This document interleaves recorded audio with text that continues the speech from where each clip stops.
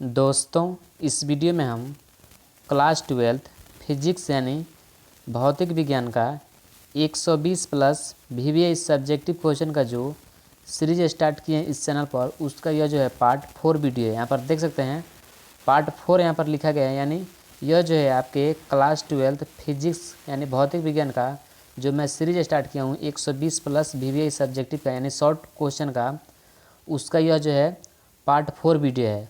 और इससे पहले मैं 1 से लेकर पार्ट 3 तक के वीडियो को है इस चैनल पर मैं अपलोड कर दिया हूं। तो आप उन सभी वीडियो को नहीं देखे हैं तो आप हमारे चैनल के प्लेलिस्ट में जाकर उन सभी वीडियो को देख सकते हैं। और देखिए, मैं आप सभी को बता देता हूं, मैं प्रत्येक वीडियो में जो है 10 प्रश्न का डिस्कशन करता हूं, यानी 10 प्रश्न आप सभी को बतलाता हूं।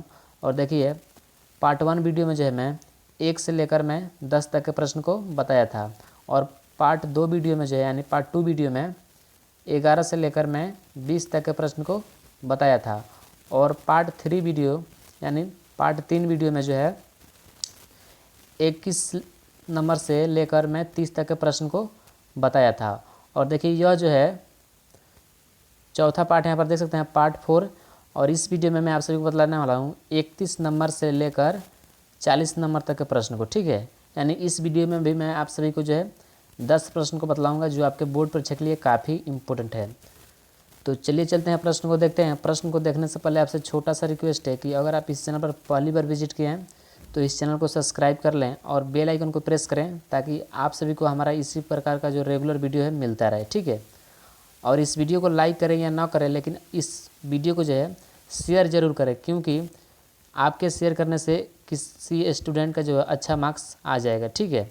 तो आप शेयर करना ना भूलें।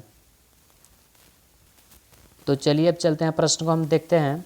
और आप सभी को इसका PDF चाहिए तो PDF इसका जो है पेड ग्रुप में सेंड किया जाता है। अगर आप सभी को इसका PDF चाहिए तो आप हमारे टेलीग्राम से जुड़ सकते हैं, वहाँ पर भी इस PDF को हम जो है यहाँ पर शेयर करते हैं, ठीक है।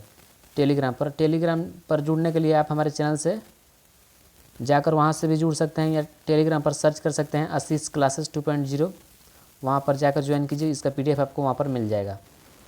चलिए अब चलते हैं, प्रश्न को हम देखते हैं। देख सकते हैं यहाँ पर प्रश्न, जैसे मैं आप सभी को बोला था कि 31 नंबर से लेकर मैं 40 नंबर तक के प्रश्न को इस वीडियो में बतलाने वाला हूँ, चूँकि यह जो है पार्ट 4 वीडियो है, ठीक है। तो चलिए अब चलते हैं, देखते हैं प्रश्न को। यहाँ पर देखिए, पहला जो प्रश्न है इस वीडियो का, बोला जा रहा है विद्युत चुंबकीय तरंग क्या है। ये देखिए, ये काफ़ी इंपॉर्टेंट प्रश्न है।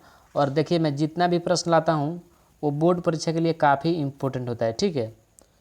तो आप एक भी प्रश्न को स्किप मत कीजिएगा, क्योंकि हो सकता है कि वो प्रश्न आपके बोर्ड परीक्षा में पूछ दिया जाए। तो देखिए, यहाँ पर बोला जा रहा है विद्युत चुंबकीय तरंग क्या है। और ये जो प्रश्न है देखिए, यहाँ पर 2020 के बोर्ड परीक्षा में पूछा हुआ प्रश्न है।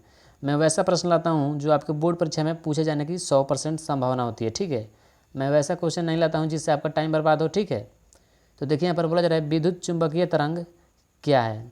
तो इसका आंसर देखिए, विद्युत चुंबकीय तरंग एक दूसरे के लंबवत स्थित परिवर्तित विद्युत क्षेत्र तथा चुंबकीय क्षेत्र द्वारा उत्पन्न होती है, जिसे विद्युत चुंबकीय तरंग कहते हैं। देखिए कितना सिंपल इसका आंसर है। बोले रहे विद्युत चुंबकीय तरंग एक दूसरे के लंबवत स्थित परिवर्तित विद्युत क्षेत्र तथा चुंबकीय क्षेत्र, यानी विद्युत क्षेत्र तथा चुंबकीय क्षेत्र द्वारा उत्पन्न होती है, देख सकते हैं यहाँ पर, जिससे हम विद्युत चुंबकीय तरंग कहते हैं। देखिए, विद्युत चुंबकीय तरंग जो होता है वह विद्युत क्षेत्र तथा यहाँ पर देख सकते हैं विद्युत क्षेत्र तथा चुंबकीय क्षेत्र, इसी दोनों से जो है विद्युत चुंबकीय तरंग उत्पन्न होता है, जिससे हम विद्युत चुंबकीय तरंग कहते हैं, ठीक है। आशा करता हूँ आप सभी को यह प्रश्न बिल्कुल अच्छे से समझ में आया होगा। आइए अब दूसरा प्रश्न देखते हैं। ये भी प्रश्न बहुत बार आपके बोर्ड परीक्षा में पूछा हुआ प्रश्न है। देखिए, बोला जा रहा है शंट क्या है, इसके 2 उपयोग लिखें। ये जो प्रश्न है देखिए 2015 के बोर्ड परीक्षा में पूछा हुआ प्रश्न है। बोला जा रहा है शंट क्या है, इसके 2 उपयोग लिखें। तो इसके आंसर देखिए, जब गैल्वेनोमीटर को, देख सकते हैं यहाँ पर, जब गैल्वेनोमीटर के साथ समानांतर क्रम में निम्न प्रतिरोध जोड़ा जाता है तो उसे शंट कहते हैं। देखिए इसका आंसर जो है कितना इजी दिया गया है। जब गैल्वेनोमीटर के साथ समानांतर क्रम में निम्न प्रतिरोध जोड़ा जाता है तो उसे शंट कहते हैं। और देखिए यहाँ पर बोला जा रहा है शंट का उपयोग निम्नलिखित है, यहाँ पर उपयोग चूँकि पूछा गया है इसलिए यहाँ पर उपयोग भी दिया गया है। तो देखिए शंट का जो उपयोग होता है वह गैल्वेनोमीटर की कुंडली को जलने से बचाने के लिए किया जाता है। यानी शंट जो होता है उसका उपयोग जो है हम कहाँ पर करते हैं, तो गैल्वेनोमीटर के कुंडली को जलने से बचाने के लिए किसका प्रयोग करते हैं, तो शंट का प्रयोग करते हैं। देखिए यह जो उपयोग यह आपको ऑब्जेक्टिव के रूप में भी पूछा जा सकता है। तो आप इन सभी पॉइंट को अच्छे से आप अपने कॉपी में नोट करते चलिएगा। उसके बाद देखिए दूसरा पॉइंट यहाँ पर दूसरा उपयोग है शंट गैल्वेनोमीटर को, देख सकते हैं शंट का उपयोग गैल्वेनोमीटर को एमीटर में बदलने के लिए किया जाता है। यानी शंट का देखिए पहला जो उपयोग था वह गैल्वेनोमीटर की कुंडली को जलने से बचाने के लिए किया जाता था, और दूसरा जो यहाँ पर है गैल्वेनोमीटर को एमीटर में बदलने के लिए किया जाता है। किसका, तो शंट का प्रयोग। तो आशा करता हूँ ये भी प्रश्न आपको बिल्कुल अच्छे से समझ में आया होगा। अब आइए देखते हैं अगला प्रश्न को। अगला जो प्रश्न देख सकते हैं यहाँ पर बोला जा रहा है क्रांतिक कोण किसे कहते हैं। ठीक है, यानी क्रांतिक कोण किसे कहते हैं। और ये भी प्रश्न देखिए यहाँ पर 2012 के बोर्ड परीक्षा में पूछा जा चुका है। ठीक है, तो ये काफ़ी सिंपल प्रश्न है और इसी प्रकार के जो प्रश्न है आपके बोर्ड परीक्षा में पूछे जाते हैं। इतना सिंपल प्रश्न आता है और आप सभी जो है अच्छे से तैयारी नहीं करते हैं, इसलिए आपका स्कोर जो होता है वो अच्छा नहीं हो पाता है। और आप सभी जो समझते हैं कि 10th में जिस प्रकार प्रश्न कुछ और पूछा जाता था और प्रश्न का उत्तर जो है आप कुछ और लिख कर आते थे तो आपको नंबर मिल जाता था। लेकिन यहाँ पर ये 12th है, ठीक है, और 12th में आप भी साइंस स्ट्रीम से हैं, जब तक उसका जो आंसर राइट नहीं लिखेंगे तब तक आपको एक नंबर भी नहीं मिलने वाला है। ठीक है, तो आप थोड़ा पढ़ाई पर ध्यान दें, आपको बिल्कुल अच्छा मार्क्स आएगा। ठीक है, तो देखिए यहाँ पर बोला जा रहा है क्रांतिक कोण किसे कहते हैं। तो देखिए इसका आंसर आपतन कोण का वह खास मान जिसके लिए अपवर्तन कोण का मान 90 डिग्री के बराबर हो जाती है उसे क्रांतिक कोण कहते हैं। यानी आपतन कोण का वह खास मान, देखिए आप सभी प्रकाश के अपवर्तन या परावर्तन तो पढ़े ही होंगे, तो उसमें एक आपतन कोण होता है। ठीक है, तो आपतन कोण का वह खास मान जिसके लिए, देख सकते हैं आपतन कोण का वह खास मान जिसके लिए अपवर्तन कोण का मान 90 डिग्री के बराबर हो जाती है उसे क्रांतिक कोण कहते हैं। आशा करता हूँ ये भी प्रश्न आप सभी समझ गए होंगे। यहाँ पर देखिए मैं आप सभी को समझाने का प्रयास करता हूँ। यह जो एक समतल दर्पण है, ठीक है, समतल दर्पण या समतल वस्तु है मान लीजिए, और यहाँ पर प्रकाश आपतित हो रही है। ठीक है, और यहाँ से जो है परावर्तित हो गई। ठीक, और इसके जो बीच होगा वह आपतन कोण होगा। ठीक है, आपतन कोण, और आपतन कोण का नाम मान जो होता है वह 90 डिग्री यहाँ पर बताया गया है, जैसा कि आप सभी प्रश्न में देख सकते हैं। तो आपतन कोण का वह खास मान जिसके लिए अपवर्तन कोण का मान 90 डिग्री के बराबर हो जाती है उसे क्रांतिक कोण कहते हैं। तो आप सभी समझ गए होंगे। अब आइए दूसरा प्रश्न को देखते हैं। यहाँ पर अगला जो प्रश्न देख सकते हैं आप सभी, ये भी इम्पोर्टेंट प्रश्न है। बोला जा रहा है विद्युत आवेश के 2 मौलिक गुण को लिखें। यानी विद्युत आवेश जो होता है उसके मौलिक गुण को लिखना है, यानी उसमें क्या क्या गुण होता है आवेश में, उसी को आप सभी को लिखना है। और ये जो प्रश्न है देख सकते हैं यहाँ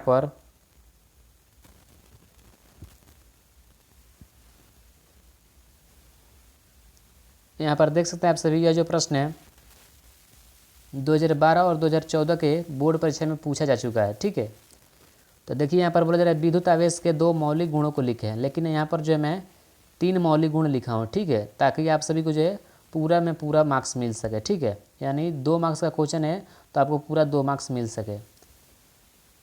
तो देखिए यहाँ पर इसका आंसर विद्युत आवेश के मौलिक गुण निम्नलिखित हैं। देखिए आपके एग्जाम हॉल में जो है इस प्रकार का क्वेश्चन आएगा, तो आप सभी को जो मान लीजिए यह जो प्रश्न है 2 मार्क्स में पूछा जा रहा है। ठीक है, तो आप सभी को पूरा 2 मार्क्स में 2 मार्क्स लाना होगा, तब आप इस प्रकार उसका आंसर दीजिएगा, तभी आपको पूरा 2 नंबर मिल पाएगा। ठीक है, पहले लिखेंगे विद्युत आवेश के मौलिक गुण निम्नलिखित हैं, उसके बाद पॉइंट देकर अच्छे से लिखेंगे, तब आपको जो है पूरा 2 नंबर में 2 नंबर मिल जाएगा। तो देखिए यहाँ पर पहला जो पॉइंट है यहाँ पर आवेश का, आवेश संरक्षित रहता है। देखिए आवेश जो रहता है वह कहीं पर भी संरक्षित रहता है, ऐसा नहीं होता है कि कहीं भी वह मतलब आवेश घूमता है, ऐसा नहीं होता है। ठीक है, आवेश एक जगह पर संरक्षित रहता है। उसके बाद देखिए दूसरा आवेश का क्वांटमीकरण होता है, और इसका सब्जेक्टिव का भी मैं जो है वीडियो आगे वाले पार्ट में इस प्रश्न को मैं डिस्कशन कर चुका हूँ कि आवेश का क्वांटमीकरण क्या होता है। ये भी प्रश्न बहुत बार आपके बोर्ड परीक्षा में पूछा जा चुका है। तो अगर आप यह जो है पार्ट 4 वीडियो है यानी, और इससे पहले जो है मैं 3 वीडियो ऑलरेडी अपलोड कर दिया हूँ। तो अब अभी तक आप उन तीनों वीडियो को नहीं देखे हैं तो जाकर ज़रूर देखें, क्योंकि उस वीडियो में भी मैं आप सभी को जो है केवल इम्पोर्टेंट प्रश्न को बताया हूँ, ठीक है। तो आप उन वीडियो को जाकर ज़रूर देखें। देखिए बोला जा रहा है यहाँ पर दूसरा पॉइंट, पहला पॉइंट यहाँ पर पहले देख लीजिए, आवेश संरक्षित रहता है यानी आवेश स्थिर रहता है, ठीक है। उसके बाद देखिए दूसरा आवेश का क्वांटमीकरण होता है। उसके बाद तीसरा देखिए यहाँ पर समान आवेश में विकर्षण और असमान आवेश में आकर्षण यानी एट्रैक्शन होता है, ठीक है। देखिए मान लीजिए यहाँ पर प्लस है और यहाँ पर प्लस है, तो यह जो है इधर भागेगा, ठीक है, और ये जो आवेश है इधर भागेगा। यानी जब समान आवेश आएंगे आपस में यानी एक दूसरे के पास, तो यह जो है जैसे मान लीजिए आप चुंबक को लेते होंगे तो एक तरफ से उसको चिपकाते होंगे तो नहीं चिपकता होगा, और दूसरे तरफ से जब चिपकाएंगे चुंबक को तो वह चिपक जाएगा। तो वही होता है चुंबक में भी, जब प्लस प्लस होता है तो नहीं चिपकता है, और जैसे ही एक तरफ प्लस और एक तरफ माइनस यानी एक तरफ धनात्मक और एक तरफ जो है ऋणात्मक होगा तो वह जो है आपस में एट्रैक्शन यानी जो है आकर्षण बल उनमें आ जाता है, ठीक है, यानी चिपक जाता है। तो उसी को यहाँ पर बतलाया गया है तीसरा पॉइंट में, समान आवेश यानी प्लस प्लस में विकर्षण, यानी यह जो है दूर भागेगा, ये इधर भागेगा और यह इधर भागेगा, कभी नहीं सटेगा, ठीक है। और देख सकते हैं यहाँ पर असमान आवेश, मान लीजिए यहाँ पर प्लस है और यहाँ पर माइनस है, यानी यह धनावेशित है और यह ऋणावेशित है। तो इसको लाइएगा तो यह जो है एक दूसरे के साथ जो है एट्रैक्शन यानी आकर्षण बल बनाएगा, ठीक है, और आपस में चिपक जाएगा। तो वहीं यहाँ पर बोला गया है समान आवेश में विकर्षण और असमान आवेश में आकर्षण होता है। तो आशा करता हूँ ये भी प्रश्न आपको अच्छे से समझ में आ गया होगा। अब आइए अगला प्रश्न को हम देखते हैं। अगला जो प्रश्न यहाँ पर देख सकते हैं आप सभी, बोले जा रहे व्योम तरंग क्या है। ये भी प्रश्न बहुत बार आपके बोर्ड परीक्षा में पूछा जा चुका है। बोला जा रहा है व्योम तरंग क्या है, और ये जो प्रश्न देखिए यहाँ पर कब कब पूछा गया है, तो 2010, 2014 और 2017, यानी यह जो प्रश्न है आपके एग्जाम से पहले 3 बार प्रश्न पूछा जा चुका है, ठीक है। बोला जा रहा है व्योम तरंग क्या है, और ये जो प्रश्न नंबर है देख सकते हैं यहाँ पर 35 नंबर प्रश्न है, ठीक है। तो इसके आंसर देखिए, वैसे रेडियो तरंग जो पृथ्वी के आयनमंडल के द्वारा परावर्तित होकर पुनः पृथ्वी पर वापस लौट जाती है उसे व्योम तरंग कहते हैं।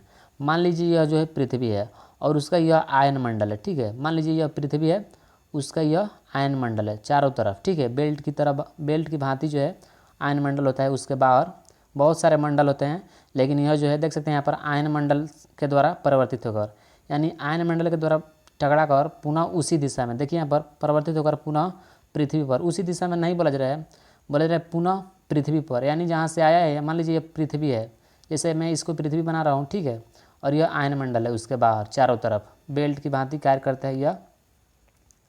तो पृथ्वी से मान लीजिए कि यह जो है देखिए यह ऐसा रेडियो होता है, देखिए जो पृथ्वी से निकलकर आयनमंडल से टकराकर पुनः पृथ्वी पर वापस लौट जाता है, देखिए यहाँ पर लौट जाता है, तो इसे ही हम व्योम तरंग कहते हैं। देखिए यहाँ पर बोला जा रहा है वैसे रेडियो तरंग जो पृथ्वी के आयनमंडल के द्वारा परावर्तित होकर पुनः पृथ्वी पर वापस लौट जाती है उसे व्योम तरंग कहते हैं। चलिए एक बार और मैं आप सभी को समझा देता हूँ। मान लीजिए यह पृथ्वी है, ठीक है, ये पृथ्वी है और यह आयनमंडल है, तो यहाँ से पृथ्वी से जो रेडियो तरंग निकल रही है वह पृथ्वी के आयनमंडल से टकराकर पुनः पृथ्वी की ओर वापस लौट जा रही है, ठीक है, यानी पुनः पृथ्वी पर वापस आ जा रही है, जिसे हम व्योम तरंग कहते हैं। तो आशा करता हूँ ये प्रश्न आपको अब समझ में आ गया होगा। आइए अब अगला प्रश्न देखते हैं। अगला जो प्रश्न यहाँ पर बोला जा रहा है प्रकाश के विवर्तन से आप क्या समझते हैं, और ये जो प्रश्न है 2020 के बोर्ड परीक्षा में पूछा जा चुका है। बोला जा रहा है प्रकाश के विवर्तन से आप क्या समझते हैं। तो देखिए इसका आंसर, किसी अवरोधक के ज्यामितीय छाया में प्रकाश के मुड़ने की घटना को प्रकाश का विवर्तन कहते हैं। मान लीजिए यह जो है एक अवरोधक पदार्थ है, ठीक है, और प्रकाश देख सकते हैं यहाँ पर किसी अवरोधक के ज्यामिति छाया में, यानी यहाँ से प्रकाश टकराकर सीधा इधर मुड़ जा रहा है और इसी घटना को, प्रकाश के मुड़ने की घटना को ही हम जो है प्रकाश का विवर्तन कहते हैं। यह जो है यहाँ पर आ रहा है और यहाँ से मुड़ जा रहा है, ठीक है, इसे ही हम जो है प्रकाश का विवर्तन कहते हैं। तो आशा करता हूँ ये भी आप सभी प्रश्न, इस प्रश्न को भी आप सभी जो है समझ गए होंगे। अब आइए अगला प्रश्न को हम देखते हैं। और दोस्तों, अगर आप अभी तक इस वीडियो को शेयर नहीं किए हैं तो इस वीडियो को प्लीज़ आप शेयर कीजिए, क्योंकि आप सभी को भी पता होगा कि वीडियो बनाने में थोड़ा बहुत मेहनत लगता है। तो मैं आप सभी से पैसा थोड़ी ले रहा हूँ। इस वीडियो को अपने दोस्तों में भी शेयर कर दें, जो भी आपका व्हाट्सएप ग्रुप होगा वहाँ पर शेयर कर दें आप सभी, ठीक है। और इस वीडियो को लाइक ज़रूर कीजिएगा, क्योंकि वीडियो बनाने में थोड़ा बहुत मेहनत लगता है, आप सभी को भी यह पता होगा। और इतना अच्छा मैं आप सभी को कंटेंट दे रहा हूँ जो आपके बोर्ड परीक्षा के लिए काफ़ी इंपॉर्टेंट है, तो आप सभी जो है हमारे लिए इतना ज़रूर कर ही सकते हैं, ठीक है। देखिए अगला जो प्रश्न है, बोले आवेश का संरक्षण सिद्धांत क्या है, यानी आवेश का संरक्षण सिद्धांत क्या है, इसको आप सभी को बतलाना है, ठीक है। और ये भी प्रश्न जो है देखिए यहाँ पर 2020 के बोर्ड परीक्षा में पूछा जा चुका है, देख सकते हैं। ये भी प्रश्न जो है 2020 के बोर्ड परीक्षा में पूछा जा चुका है। तो अब चलिए इसका प्रश्न को हम आंसर देखते हैं। बोला जा रहा है ब्रह्मांड में कुल आवेश संरक्षित रहता है, आवेश को न तो उत्पन्न किया जा सकता है और न ही विनाश। देखिए ब्रह्मांड में जो है आवेश रहता है वह संरक्षित रहता है, जैसा कि मैं आप सभी को पहले भी बता चुका हूँ, यानी वह जो है एक स्थान पर सुरक्षित यानी संरक्षित उसका अंदर रहता है, ठीक है। और आवेश को न तो विनाश किया जा सकता है और न तो उससे उत्पन्न किया जा सकता है, ठीक है। उसे घर्षण के द्वारा आवेशित किया जाता है, ठीक है। और आवेश को जो है हम एक पदार्थ से दूसरे पदार्थ में, यानी एक चालक से दूसरे चालक में मतलब परिवर्तित करा सकते हैं, ठीक है। जैसे मान लीजिए यह तार है और यहाँ पर भी तार जिसे हम वायर बोलते हैं, और यहाँ से जब मान लीजिए ये जो वायर है इसमें जो है आवेश है, ठीक है, मान लीजिए प्लस है इसमें, यानी धनावेशित आवेश है इस पर, और यहाँ पर जो है यह अनावेशित है, यानी इस पर कोई चार्ज नहीं है। तो जब इसको हम इसमें एट्रैक्शन यानी यहाँ पर जब चिपकाएंगे तो इसमें से जो आवेश होगा वह इसमें चला जाएगा, ठीक है। इसमें भी होगा लेकिन इसमें भी आवेश चला जाएगा। तो आवेश जो है देख सकते हैं यहाँ पर बोला जा रहा था कि आवेश को न तो उत्पन्न किया जा सकता है और ना ही विनाश, इसे केवल स्थानांतरित किया जा सकता है, ठीक है। तो जैसे मान लीजिए इसमें है और इसमें भी चला जाएगा, कब जाएगा, तो यहाँ पर जब हम एट्रैक्शन यानी यहाँ पर जो है जब दोनों को आपस में सटाएंगे यानी जब टकराएगा ये दोनों, तो इसमें जो है यहाँ पर भी आवेश चला जाएगा, क्या जाएगा, तो प्लस ही जाएगा, क्योंकि यहाँ पर भी प्लस है तो वहीं पर प्लस भी जाएगा। तो देख सकते हैं यहाँ पर बोल रहे ब्रह्मांड में कुल आवेश संरक्षित रहता है, आवेश को न तो उत्पन्न किया जा सकता है और न ही विनाश किया जा सकता है, आवेश को केवल एक वस्तु से दूसरे वस्तु में भेजा जा सकता है, ठीक है। बोला जा रहा है ब्रह्मांड में कुल आवेश संरक्षित रहता है, आवेश को न तो उत्पन्न किया जा सकता है और न ही विनाश किया जा सकता है, आवेश को केवल एक वस्तु से दूसरे वस्तु में भेजा जा सकता है, ठीक है। जैसा कि मैं आप सभी को बताया हूँ कि मान लीजिए यह जो है एक चालक है और यह भी एक चालक है, तो इस वस्तु में से इस वस्तु में जा सकता है, कब जाएगा, तो जब हम इसको आपस में चिपकाएंगे तब जाएगा, ठीक है।